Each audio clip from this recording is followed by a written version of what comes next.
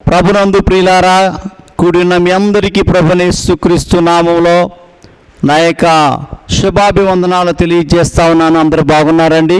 దేవుని యొక్క వాక్యం సెలవిస్తుంది, మీ దీపాలు వెలిగించారా? మిలికి మిలికి అంటున్నాయా, ఆడిపోనియా? చెప్పండి అమ్మా, చెప్పండి అయ్యా సోదరులు. హలో, మీ దీపాలు వాక్యము చేత, ఆత్మ చేత, ప్రార్థన చేత వెలగాలి. అప్పుడే మీరు లోకానికి సాక్షిగా, రుచిగా ఉంటారు. ఈరోజు చిన్న మాటను మీ ముందు ఉంచాలని ఆశిస్తూ ఉన్నాను. దేవుని యొక్క వాక్యం చెప్తుంది, సంఘము యొక్క పోలికలో ఒక భాగాన్ని మీతో పంచుకుంటున్నాను. మన పోలిక ఎలా ఉండాలంటే వెలుగుమయంగా ఉండాలి, అంధకారంలో కాదు. అందుకే నా యేసయ్య అన్నాడు, వెలుగుగా ఉండండి, వెలుగులో జీవించింది. చీకటి వారు కాదు మీరు, చీకటి అంతరించిపోయింది. యేసయ్య వెలుగు ప్రకాశించింది. అందుకే యేసయ్య అన్నాడు, పాపులను రక్షించుటకు యేసుక్రీస్తు లోకానికి వచ్చాడు. నశించిన దానిని వెతికి రక్షించటానికి యేసుక్రీస్తు వారు వచ్చారు. ఆ నశించిపోయిన జీవితంలో నీవొక్కడు, నేనొక్కడిని, మనందరము ఒక్కొక్కరం. అందుకే దేవుడు అన్నాడు ఇక్కడ, నశించిపోయిన ఈ చీకటి అంధకారంలోనికి వెలుగు ప్రకాశించింది. డిసెంబర్ వస్తుంది కాదండి, ఎంత వెలుగుతో పెడతారు, కాంతులతో. అరే అందరూ కూడా స్టార్లు కడతారు, లైటింగ్ పెడతారు, అబ్బో ఎంత కాంతివంతంగానే ఉంటాయి. మంచిది, నిత్యము మనం వెలుగుచుండాలంటున్నాడు దేవుడు. వార్త 5:14 చూడండి దయచేసి. ఆయన అంటాడు కదా, మీరు లోకమునకు వెలుగై ఉన్నారు, లోకానికి వెలుగై ఉన్నారు. కొండ మీద ఉండు పట్టణము మరుగైయుండ నేరదు. దేవునికి స్తోత్రం. మరుగైయుండ నేరదు. వెలుగుగా ఉండండి. కొండ మీద ఉన్న పట్టణము అంటే నీ వెలుగులో ఉంటే నిన్ను దేవుడు పైవానిగా ఉంచుతానన్నాడు, ఉన్నతమైన వానిగా ఆయన ఆశీర్వాదాలతో నింపుతానన్నాడు. పాపపు బురద ఊపులో నిన్నుంచుడు, అంధకార లోయలో చీకటిలో నిన్నుంచుడు. ప్రియమైన నా సోదరి సోదరుడా, ఓ యవనస్తుడా యవనస్తురాలా, గుంటలో పడవేశారు లోయలో యోసేపుని. కానీ ఆయన కమ్ముకునున్న ప్రార్థనా శక్తి, దర్శనము, ఆయన వరములు, దేవుని పిలుపు, దైవ దర్శనము నెరవేరటానికి గుంటలో నుండి పైకి లేపబడ్డాడు.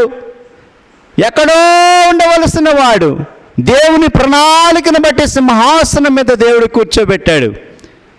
నువ్వు దేవుడు నిన్ను పైనుంచాలంటే నువ్వు వెలుగుగా ఉండాలి, చీకటిలో ఉండొద్దు. చీకటికి వెలుగుకి పొత్తేమిటి అంటాడు యేసుక్రీస్తు ప్రభువారు. చీకటిలో నడుచుకుంటున్నావా, వెలుగులో ఉన్నావా? నీవే నీ జీవితాన్ని ఒక్కసారి ప్రశ్నించుకో. దేవుడు యొక్క లేఖనాల్లో సెలవిస్తా ఉన్నాడు. చూస్తున్నట్లయితే, మనుషులు దీపము వెలిగించి మంచం కింద, కొంచెం కింద పెట్టరు. ఎక్కడున్నావు? మంచాల మీద ఉన్నావా? దాక్కుంటున్నావా? లేక నీ యొక్క ఆత్మీయ వరాన్ని దాచిపెట్టేస్తున్నావా? నీ యొక్క ఆత్మీయ దేవుడిచ్చిన దర్శనాన్ని, వరాలను దాచిపెట్టి ఆరిపేసుకుంటున్నావా? నువ్వు వెలగాలని దేవుని యొక్క ఉద్దేశం, సంకల్పం. అపవాది ఆర్పేయాలని చూస్తుంది, బంధించాలని చూస్తుంది. అపవాదికి అభివృద్ధి ఇష్టం ఉండదు. అపవాది నువ్వు బాగుండటం ఇష్టం ఉండదు. అపవాది ఎప్పుడో తనే బాగోవాలని కోరుకుంటుంది. దేవుడైతే మనందరం బాగోవాలని కోరుకుంటున్నాడండి. అందరిని రక్షించడానికి వచ్చాడు, అందరికి వెలిగి ఇవ్వటానికి వచ్చాడు, అందరిని ఆశీర్వాదించాలని వచ్చాడు. మనందరము ఆయన రాకడ కొరకు సిద్ధపడాలని దేవుడు వచ్చాడు. దేవునికి స్తోత్రం. అందుకేనంటున్నాడు ఇక్కడ వాక్య భాగంలో మనం చూస్తున్నట్లయితే, దీపం కొంచెం కింద, మంచం కింద పెట్టరు కానీ వెలిగిచ్చుటకు దీపస్తంభం మీదనే పెట్టుదురు. మనుష్యులు మీ సత్క్రియలను చూసి పరలోకమందున్న మీ తండ్రిని మహిమపరుచునట్లు వారి ఎదుట మీ వెలుగు ప్రకాశింపనీయడి.